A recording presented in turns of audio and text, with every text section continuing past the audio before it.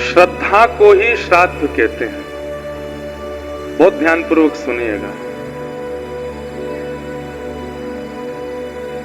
श्रद्धा ही श्राद्ध है।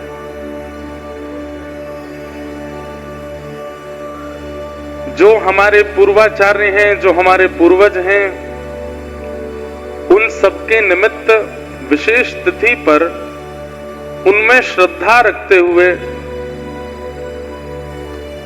जो श्राद्ध कर्म होते हैं उनको करना और ब्राह्मणों को प्रसाद पवाना, ये एक प्रकार की हमारी पूर्वजों के प्रति हमारी श्रद्धा है। और श्रद्धा का फल रक्षा है। बहुत ध्यान से सुनिएगा। आपत्ति, विपत्ति, संकट हमारे जीवन में आते ही रहते हैं और आते ही रहेंगे। जिसके जीवन में कभी संकट नहीं आते हैं, या तो वो व्यक्ति ठीक तरीके से जी नहीं रहा है। जैसे कभी एक्यूप्रेशर वालों के पास आप जाएंगे ना, तो आपकी एक तो नसें दबा करके पूछते हैं दर्द हो रहा है।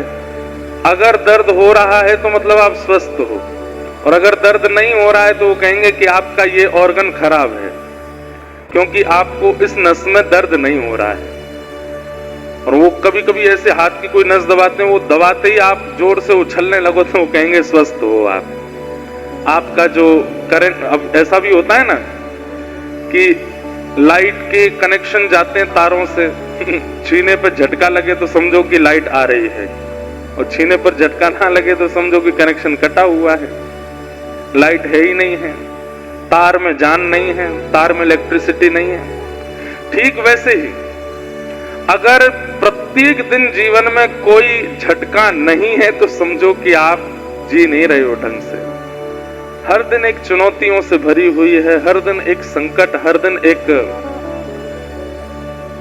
कोई कष्ट आपके सामने आ खड़ा होता है, भले ही छोटा सा ही हो, लेकिन है एक चिंता।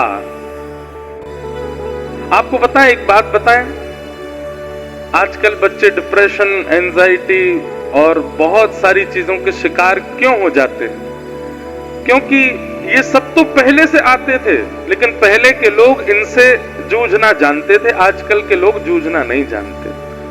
हमारी उम्र के बच्चे, हमसे आने वाले छोटे बच्चे, ये लोग टेंशन्स को फेस करना नहीं जानते। और हमसे पूर्व जो थे, हमारे माता पिता हो, दादा दादी हो, नाना नानी हो और बड़े लोग हैं, आती विपत्ति उनके जीवन में भी थी, लेकिन वो लोग जूझना जानते थे, लड़ना जानते थे। हम लोग दुर्बल हो गए हैं, निर्बल हो गए हैं। और ये दुर्बलता और निर्बलता का कारण कहीं ना कहीं आधुनिक यंत्र हैं। इन यंत्रों के हम इतने अधीन हो गए हैं, किसी समय में व्यक्ति अन्न के बिना नहीं जी पाता था, आज अन्न के बिना जीना संभव है, आज इसके बिना नहीं जी सकते। मैं तो कहता हूं कि आने वाले समय में ऐसा भी होगा कि लोग बागों को, किसी से अगर शत्रुता है तो उसका धन नहीं चोरी करवाएंगे, उसकी प्रॉपर्टी नहीं हड़प पाएंगे। प्रॉपर्टी पर कब्जा करना, धन चोरी करना, सोना चांदी चुराना या किसी प्रकार से उसके जीवन में कष्ट देना, वो सब बंद हो जाएगा। एक काम करना, बोले क्या, उसका फोन उठा लाओ। फोन के जाते ही व्यक्ति अधमरा हो जाएगा। आगे समय में तो कितना होगा ये तो पता नहीं, अभी हो जाते हैं। चलो आज करके देख लेना आप, अपने अपने घर जाकर के जो व्यक्ति बहुत फोन चलाता उसका फोन गायब कर दो, उसको पता ना चले, चार्जिंग में लगा के जाए, अब उठा लाओ। आधा पागल हो जाएगा, पूरे पागल की भी संभावना है। प्रमाण देख लीजिए, हमारे पड़ोसी छोटे से एक देश में, नेपाल में 48 घंटों में क्या हुआ। खैर उसके पीछे तो वहां की सरकार जिम्मेवार है, बहुत ज्यादा करप्शन आदि बढ़ गया था, लेकिन उसका एक मूल कारण यह भी था कि युवाओं में इतना आक्रोश क्यों। सोशल मीडिया बंद करवा दिए वहां की सरकार ने। और वो बंद इसलिए करवाए थे कि वहां की सरकार का करप्शन युवा लोग डाल रहे थे सोशल मीडिया पर, लेकिन फिर भी पार्लियामेंट जला दी, वहां के मंत्री, रक्षा मंत्री, पूर्व प्रधानमंत्री की पत्नी को जला दिया, ऐसा भी कुछ खबर सुनने में आई। इतना आक्रोश। कहीं ना कहीं मैं जो कल बात कह रहा था कथा में, वो सत्य होती सी दिखती है कि किसी समय में, किसी युग में दो ही राक्षस थे, आज हर घर में राक्षस है। हम आप सब भी अगर हमें खुली छूट मिल जाए तो राक्षसत्व स्वीकार करने में हमको भी लज्जा नहीं होगी। सब लोग इधर देखिए, ध्यान से सुनिए। मैं एक बात कहता हूं कथा में कि अगर कोई बहुत बड़े ज्योतिषाचार्य हमारे भारत के और लाइव टेलीकास्ट पूरे न्यूज चैनलों पर आकर के अगर ये घोषणा कर दें कि आगामी 17 सितंबर को ऐसा योग बन रहा है कि कोई भी व्यक्ति कितना भी पाप कर ले उसको पाप नहीं लगेगा। क्या घोषणा कर दे? कोई भी व्यक्ति कितना भी पाप कर ले उसको पाप नहीं लगेगा। क्या होगा? 17 सितंबर एक दिन के अंदर 8 अरब जनसंख्या वाले हम पृथ्वी के लोग इस पृथ्वी को जला करके खाक कर देंगे, पाप की सारी हदें पार कर देंगे। और एक बात कहें, केवल पापी लोग पार नहीं करेंगे, जो पाप से डर करके घर में भजन पूजन आदि करते हैं वो लोग भी कहेंगे आज तो छुट्टी है, आज तो कर ही लेते हैं, आज कुछ लगना तो है नहीं। पाप के प्रति हमारा स्वाभाविक स्वभाव होता है। अगर हमें एक छूट मिलती है, बच्चे बहुत डिसिप्लिन रहते हैं घर में माता पिता के सामने, लेकिन कभी कभी ऐसा योग बनता है कि माता पिता बोले हम दोनों को जरूरी काम से जाना है, घर का ध्यान रखना। वो दिन बच्चों को इतना अच्छा लगता है कि चलो आज ये दोनों जा रहे हैं, खुली छूट है, आज तो जो मनाएगा वो करेंगे। हम आप सब लोग बचे हुए हैं, हम आप सब लोग नियंत्रित जीवन जी रहे हैं, इसमें बहुत बड़ा योगदान धर्म का है, इसमें बहुत बड़ा योगदान व्यासपीठ का है, इसमें बहुत बड़ा योगदान संतों का, वैष्णवों का, आचार्य चरणों का है कि उन्होंने हमें बता रखा है कि क्या नहीं करने वाली वस्तु और उसको करने से होता क्या है। इसलिए भय के कारण हम करते नहीं हैं। लेकिन यदि सारे भय नष्ट कर दिए जाएं संसार के तो हम लोग कुछ भी करने की सामर्थ्य रखते हैं। एक देश का प्रधानमंत्री भाग रहा है, कैसी नौबत आ गई। जबकि नेपाल देश वो देश है जिसको कभी किसी का गुलाम नहीं बनाया गया है, आज तक गुलाम नहीं बना नेपाल, लेकिन इतनी विषम परिस्थिति वहां आ गई। क्यों? अन्न महंगा हो जाए, सब्जी महंगी हो जाए तो लोग बाग प्रोटेस्ट पे आ जाते हैं, थोड़े धरना वरना करने लगते हैं। लेकिन सोशल मीडिया को अगर बंद कर दिया तो पार्लियामेंट जला दिया, प्रधानमंत्री को जान मचा के भागना पड़ा। यह बात बिल्कुल सत्य है कि आगामी समय में हमारे प्राण इन्हीं में बसेंगे।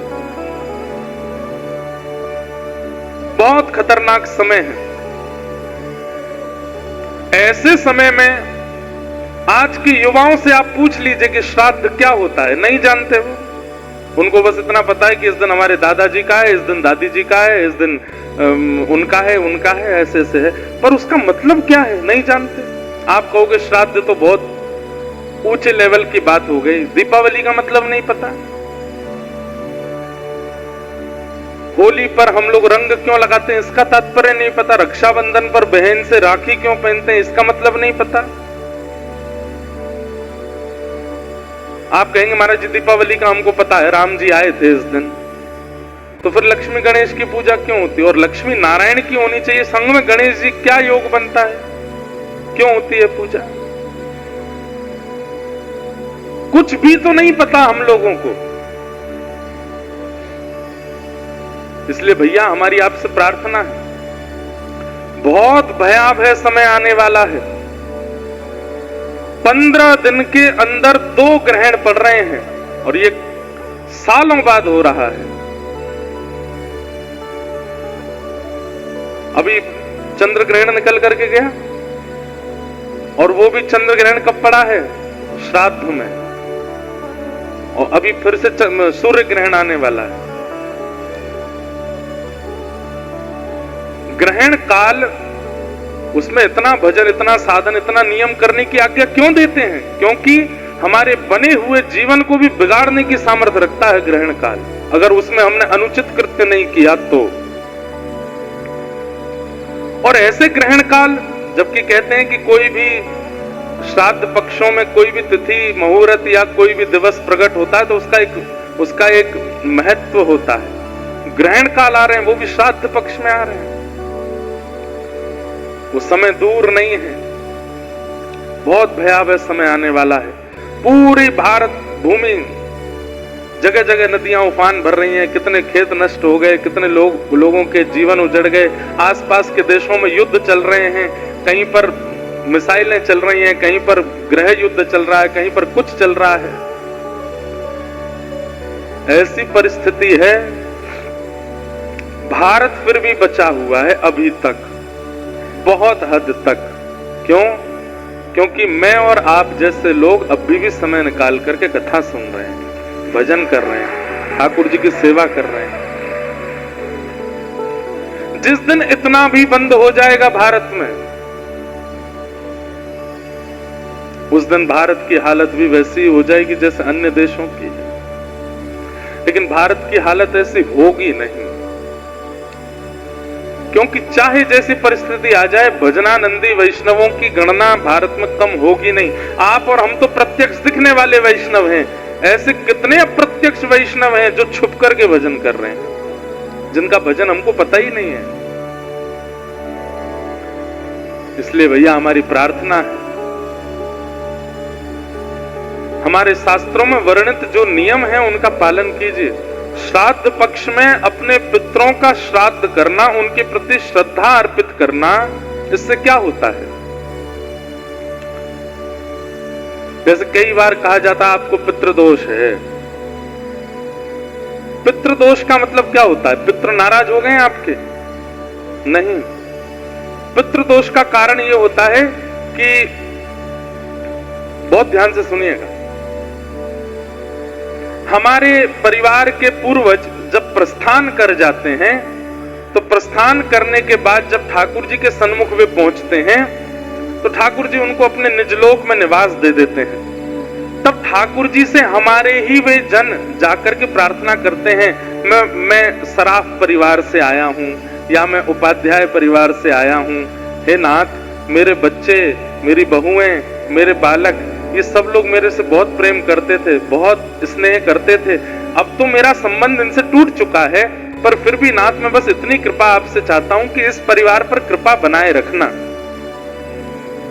हमारे पितृ जाकर के ठाकुर जी से हमारी प्रार्थना करते हैं कि आप इन पर कृपा बनाए रखना ठाकुर जी।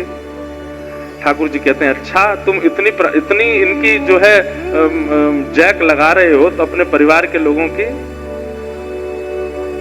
देखते हैं श्राद्ध पक्ष में तुम्हारा श्राद्ध ये लोग कैसे करेंगे।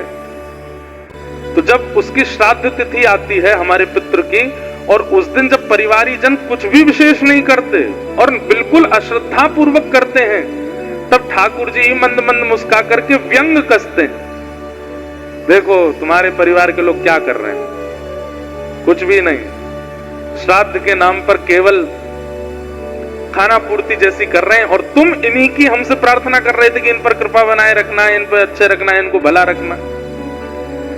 तब हमारे पितृ नाराज नहीं होते, दुखी हो जाते हैं। वे कहते हैं, ठाकुर जी अब तो हमें लगता है कि स्वार्थी थे ये लोग, इनके पास हम रहे, जब तक हम थे तब तक इनका काम था, अब हम आ गए तो अब इनको कोई श्राद्ध का इनके मन में भाव नहीं है, अब हमारा भी इनके प्रति कोई भाव नहीं है, आपको इनके कर्मानुसार जो गति देनी हो वो दीजिएगा, हमारा इसमें कोई योगदान नहीं। सीधी बात, कोई व्यक्ति आपके ऊपर छतरी लेकर के चल रहा था कि आपको धूप ना लगे, ताप ना लगे, बारिश ना हो, ओले ना गिरे आपके ऊपर, लेकिन आपने उसकी कदर ही नहीं की तो वो छतरी हटा लेगा। अब जो भी होगा सब सहन करना पड़ेगा। इसलिए श्राद्ध पक्ष में हमारे यहाँ आज्ञा की गई कि अपने पितरों का, पूर्वजों का स्मरण किया करो।